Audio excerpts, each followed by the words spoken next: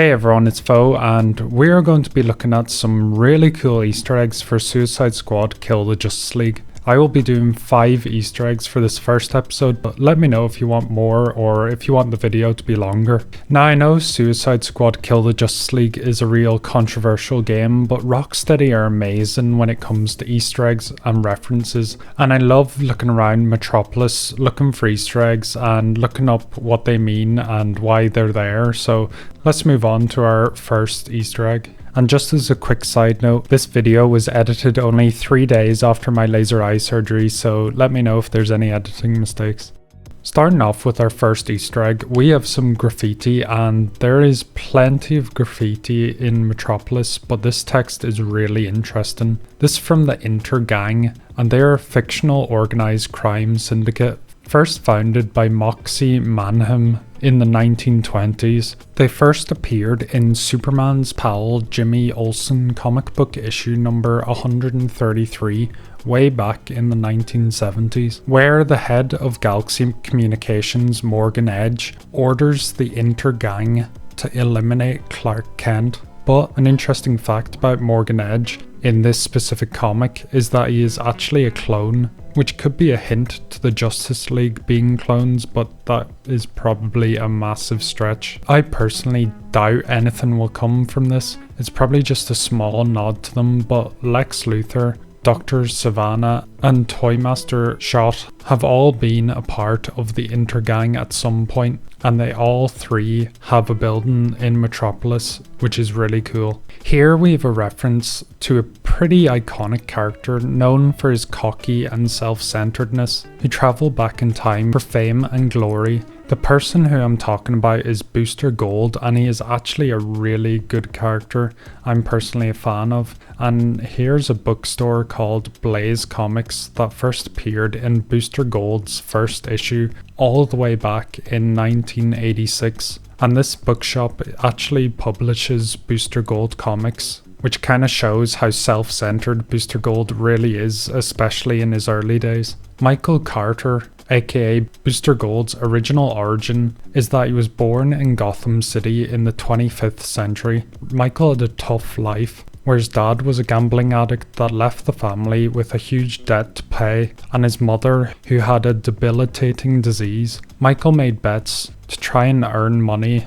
enough for his mother's treatment, but the problem was that he was betting on games he was playing in and purposely losing in order to win his bets. Although he was able to pay for the treatment for his mother, and she was later cured, Michael was caught and had to spend time in prison. Once released from prison, Booster Gold became a security guard in the Metropolis Space Museum, and seeing how amazing the superheroes were in the 20th century, such as the Justice League, Michael decided to steal advanced tech from the museum, such as the advanced power suit, gadgets, and security robot called Skeets. Using the time machine, he travels back in time, and for his first mission, he saves Ronald Reagan of all people. Now, I doubt Booster Gold will make an appearance in this game, but I think he would work really well, especially with the comedy style of Suicide Squad and the banter between the gang. Maybe we will see him in a future Justice League game, or Suicide Squad Kill the Justice League 2, if that ever happens.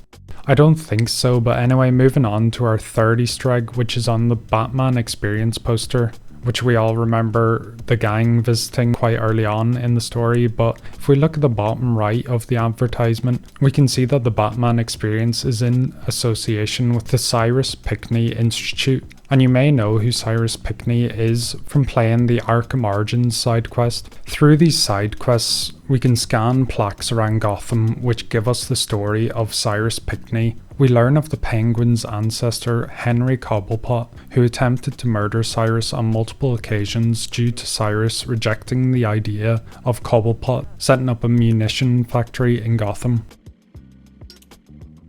January the 11th, 1855. I've accepted the invitation, knowing it means my death. Henry Cobblepot claims it's merely a party to celebrate my 40th birthday.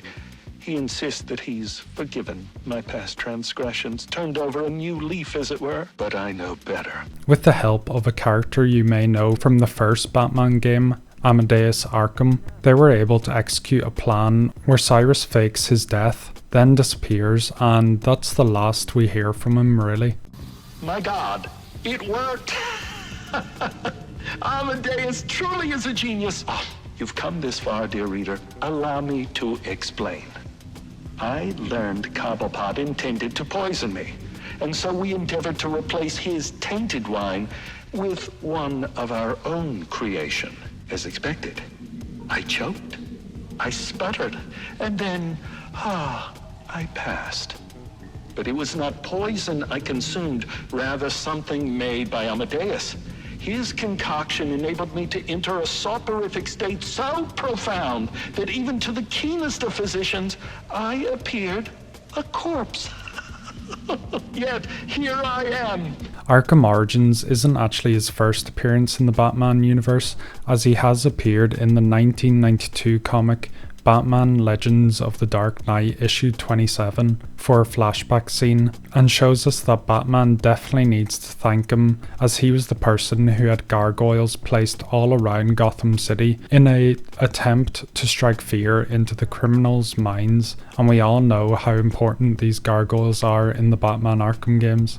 Moving on to Easter egg 4, we have a pretty interesting company called Amertech, which, if you didn't know, is an evil corporation that is the common enemy of John Henry Irons, aka Steel, who is a person that created a suit of armor that would mimic Superman's powers. He did this due to the death of Superman at the hands of Doomsday. Amertech Industries actually made its first appearance all the way back in 1994 in Steel Volume 2 Issue 1, and John Irons actually worked for Amertech Industries but left the company after finding out that the corporation had been using his inventions and giving them to gangs. That makes me think that maybe Steel is somewhere in the Arkham universe, or maybe in one of the alternative universes we will find that Superman is dead and that Steel is controlled by Brainiac, which would be really cool to see, just to change up the characters a bit, especially if it's an alternative reality, so it doesn't matter how realistic it is really.